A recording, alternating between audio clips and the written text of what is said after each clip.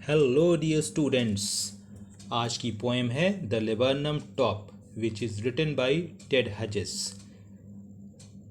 Before I start मैं बता दूं कि इस वीडियो में आज क्या क्या टॉपिक कवर होने वाला है। एक्सप्लेनेशन होगा पोएम का, देन मीनिंग देखेंगे हम लोग, फिर लिटरेरी डिवाइसेस जो भी होंगे, मेटाफर, सिम्बली एक्सेट्रा वगैरह, फिर phrases about poet, central idea.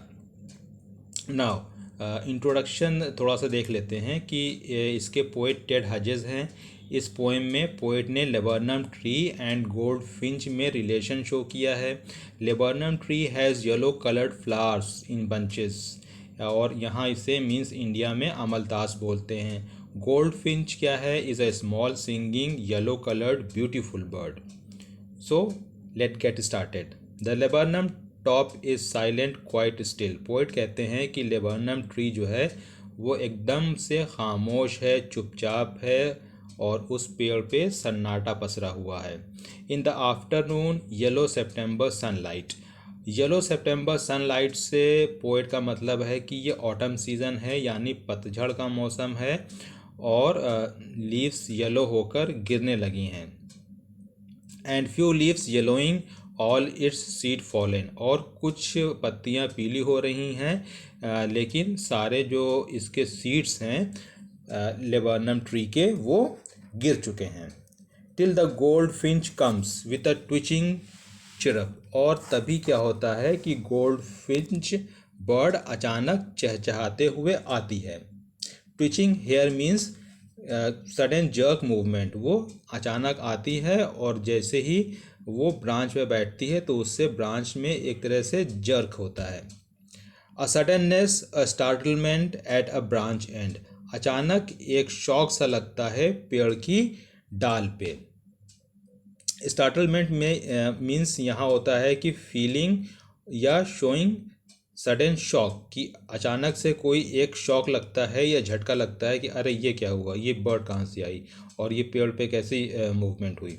Then sleek as a lizard and alert and abrupt. और फिर छिपकली की तरह चुपके से, खामोशी से, स्मूथली, सावधानी से और जल्दी से गोल्ड फिंच क्या करती है?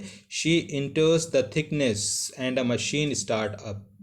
और वो थिकनेस का यहाँ मतलब है कि गोल्ड फिंच का जो नेस्ट है उसे पोएट ने थिकनेस कहा है।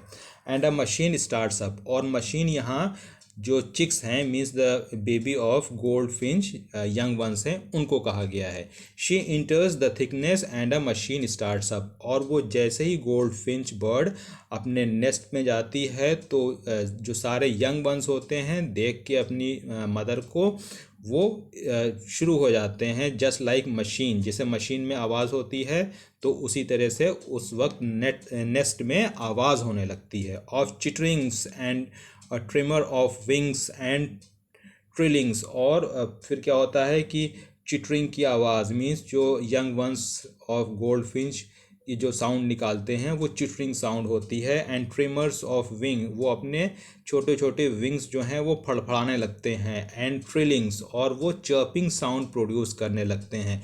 और ये सब किस वजह से होता है? गोल्ड फिंच की वजह से होता है, जो मदर होती है। और ये सब जो यंग वंस हैं वो ऐसा चिटरिंग्स और ट्रिमर ऑफ विंग्स और ट्रेलिंग्स क्यों कर रहे हैं? क्योंकि वो अपनी मॉम को देख के खुश हो जाते हैं कि मेरी मदर आई है और अब हमको कुछ खाने को ज़रूर मिलेगा। The whole tree trembles and thrills. अब यहाँ पास ट्री की बारी आती है। अभी तक हमने देखा कि पोएट ने बिगनिंग में यही कहा था कि क्या है? Laburnum top is silent quite still. लेकिन अब जैसे ही गोल्ड फिंच आती है और उसके जो यंग वंस हैं वो चहचहाना शुरू करते हैं, जो मशीन्स हैं यंग वंस चहचहाना शुरू करते हैं।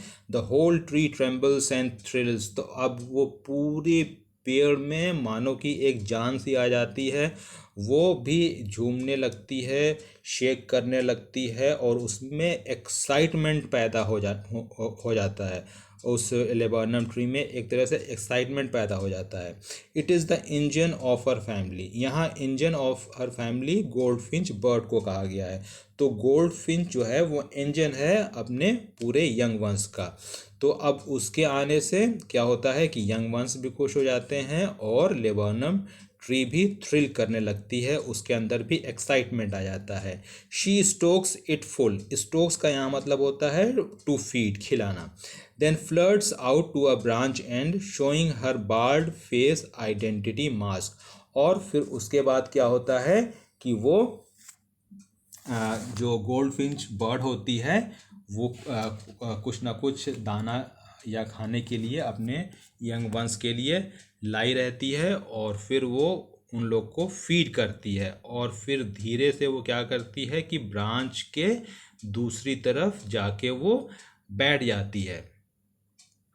शोइंग हर बार्ड फेस का यहाँ मतलब है कि गोल्ड फिंच का फेस जो है वो स्ट्राइप्ड है, मीन्स कुछ काली धारियाँ हैं। अब ऐसी स्ट्राइप नहीं है जैसे कि जेब्रा और टाइगर में होते हैं, बट उसके हेड के कुछ पार्ट में कुछ स्ट्राइप्स होते हैं, कुछ धारियाँ जैसे होती हैं। तो गोल्ड फिश अपने यंग वंस को और प्रेडेटर्स से, मतलब जो शिकारी बर्ड्स हैं उनसे छुपाने के लिए और उसे मतलब उनके नेस्ट को और उनके यंग वंस को कोई देख ना ले, तो वो क्या करती है कि ब्रांच के दूसरी तरफ चले जाती है फ़ौरन से।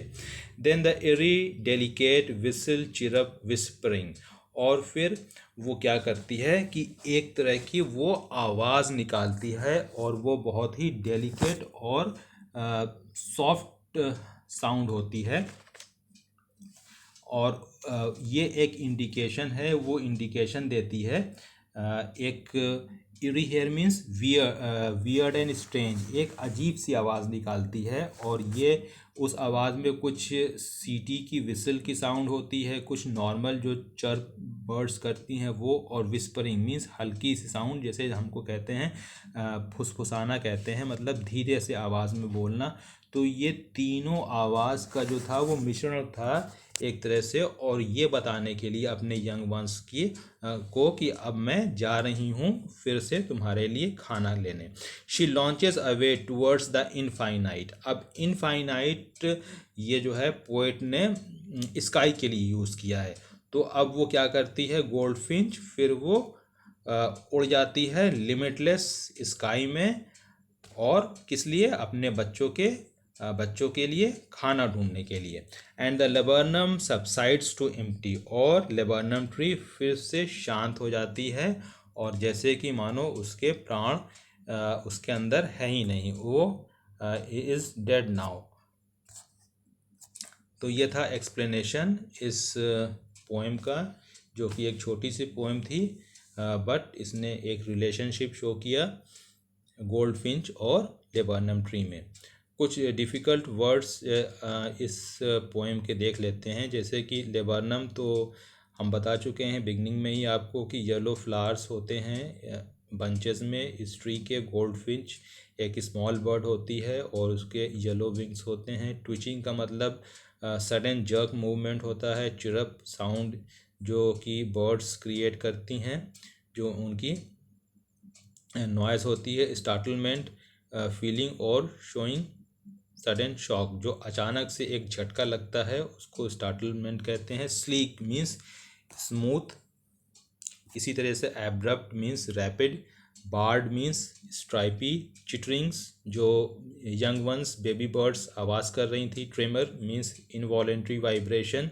और ट्रिलिंग्स, जो बेबी बर्ड्स जो साउंड प्रोड्यूस कर रही थी उसको भी ट्रिलिंग्स कहते हैं। स्टोक्स मतलब टू फीड करना, खिलाना। थ्रिल्स मतलब एक्साइटमेंट। फ्लर्ट्स मतलब लाइट स्टेप्स के साथ, हल्के पंजों के साथ जब बर्ड जो थी वो ब्रांच एंड के पे चली जाती है, तो उसको यहाँ पोएट ने फ्लर्ट्स किया है। एरी का मतलब होता है अजीब, वियर्ड एंड स्ट्रेंज। सबसाइड्स का मतलब होता है कि फिर से शांत पड़ जाना, बिकम कामर। लिटरेरी डिवाइसेस जो कि इस पोएम में यूज़ हुआ है वो एलिट्रेशन, जैसे कि सेप्टेम्बर सनलाइट, इसमें एस एलिट्रेशन है। ट्रेम्बल्स ट्री में टी है। आप तो जानते होंगे एलिट्रेशन, जब कॉन्जिक्यूटिव वर्ड्स में पहला लेटर एक जैसे होते हैं तो उसको हम एलिट्रेशन कहते हैं। और इसमें जो सिमिली यूज़ हुआ है वो स्लीक एज लिजर्ड। फिर मेटाफर जो मेटाफर यूज़ हुआ है इस पोएम में वो क्या है, and a machine starts up. तो यहाँ मशीन किसको कहा है, पोएट ने चिक्स को कहा है। It is the engine of our family, और इंजन किसको कहा है, गोल्ड फिंच को कहा है। इसी तरह से ऑनोमेटोपिया जो यूज़ हुआ है इसमें वो चिरप है, चिटरिंग है, ट्रिलिंग्स हैं। ऑनोमेटोपिया जो कि एक साउंड होती है पर्टिकुलर हर चीज़ की, जैसे कि बजिंग साउंड होती है बीस की, रसलिंग साउंड होती है लीव्स की, इसी तरह से लैपिंग साउंड होती है वाटर की। तो इसी तरह से ये जो है एक तरह से डिवाइसेस है जो कि साउंड को बताती है। आगे देखते हैं पर्सोनिफिकेशन। पर्सोनिफिकेशन क्या होता है कि जब हम नॉन ह्यूमन थिंग्स को ह्यूमन थिंग्स की क्वालिटीज़ देते हैं, उसे हम पर्सोनिफिकेशन कहते हैं। तो इस पोएम में the whole tree trembles and thrills, तो अब ट्रेम्बलिंग और थ्रिलिंग मतलब एक्साइटमेंट, तो ये एक ह्यूमन कैरेक्टरिस्टिक है, ये किसी ट्री की कैरेक्टरिस्टिक नहीं है। लेकिन तो पोइट ने क्या किया है, इसको पर्सोनिफाइड किया है। मेटोनिमी, मेटोनिमी मतलब एक वर्ड को दूसरे वर्ड से सब्सटीट्यूट करना। तो यहाँ पोएट ने स्काई न यूज़ करके इनफाइनाइट यूज़ किया है। इसी तरह से ट्रांसफर्ड एपिथेट, ट्रांसफर्ड एपिथेट क्या होता है कि जब एडजेक्टिव ट्रांसफ़र होता है नाउन को। तो ये जो लाइन थी कि हर बार्ड फेस आइडेंटिटी मास्क, तो ये क्या है, ट्रांसफर्ड एपिथेट है। इसी तरह से इमेजरी जो यूज़ हुई है इस पोएम में वो मशीन और इंजन है। अब हम कुछ मीनिंग देखते हैं कि लाइंस की और कुछ फ्रेजेस की। सितंबर सनलाइट जो कि पोएट ने यूज़ किया था वो ऑटम सीज़न के लिए, पतझड़ के लिए। शी इंटर्स द थिकनेस जो यूज़ किया था वो अपने नेस्ट के लिए, घोंसले के लिए। And a machine starts up, तो मशीन स्टार्ट्स अप का क्या मतलब था कि जो चिक्स थे, यंग वंस थे गोल्ड फिंच के, they start chirping. It is the engine of our family, वो गोल्ड फिंच को कहा गया है। Then flirts out to a branch and, इसका मतलब क्या होता है कि अपने चिक्स को प्रीडेटर्स से बचाने के लिए, शिकारी बर्ड से बचाने के लिए वो जल्दी से उनको खाना खिला के क्या करती है कि ब्रांच के दूसरी तरफ चली जाती है, सो that they may recognise her by the stripes, की उसे जो प्रेडेटर्स हैं वो ना देखने पाएँ, लेकिन उसके यंग वंस उसको देख के समझ जाएं कि हाँ अभी मॉम हम लोग के पास ही है, लेकिन थोड़ा सा दूसरे ब्रांच पे है।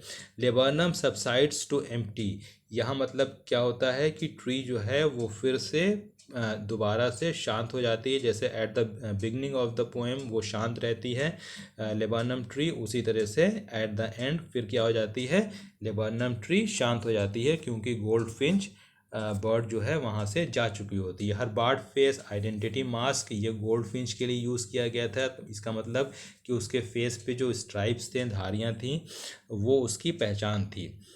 अबाउट द पोएट, अब पोएट के बारे में देखें कि Ted Hughes, he was born in 1930 and died in 1998। ये पोएट थे, प्ले राइट थे और राइटर थे। पोएट लॉरिएट थे 1984 से लेके 1998 टिल हिज डेथ।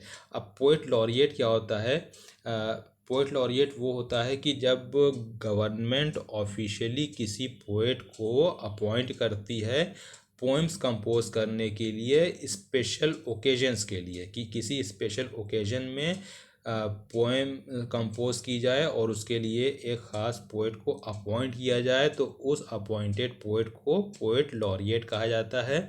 और ये परंपरा जैसे कि अब हम इंग्लैंड ही की बात करते हैं, क्योंकि टेड हजेस जो थे वो इंग्लिश थे, इंग्लैंड के थे।